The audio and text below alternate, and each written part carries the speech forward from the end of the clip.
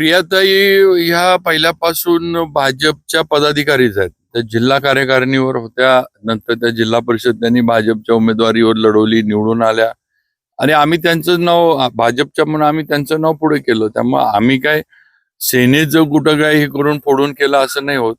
आम्ही आमच्या ज्या भाजपच्या होत्या त्यांचं नाव पुढे केलं. 2 सदस्य फुटले, आपण कोरेगावचे 2 सदस्य फुटल्यानंतरच हे त्यांच्याबद्दलचा रोष पण वाढला. शेवटी माहिती नाही. कसं आहे, हो एक लक्षात घ्या, ते सेनेचे किंवा राष्ट्रवादीचे जे आले आमच्या बरोबर, शेवटी आमचं म्हणणं येत नाही की बाबा त्यांना तुमच्या बरोबर किंवा तुमच्या विचारावर तुम्ही त्यांना सांभाळू शकला नाही असं त्यातले आम्ही कुठं त्यांच्या मागे लागलो किंवा त्यांना हे करून आणलं असं आहे ना.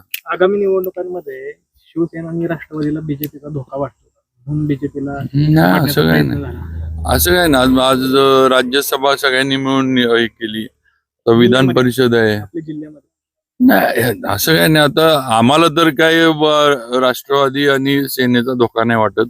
आमचे मित्र पक्ष, आता त्यांना आमच्याबद्दल अशी का भीती वाटते ते त्यांना विचारलं, वाटत असली तर.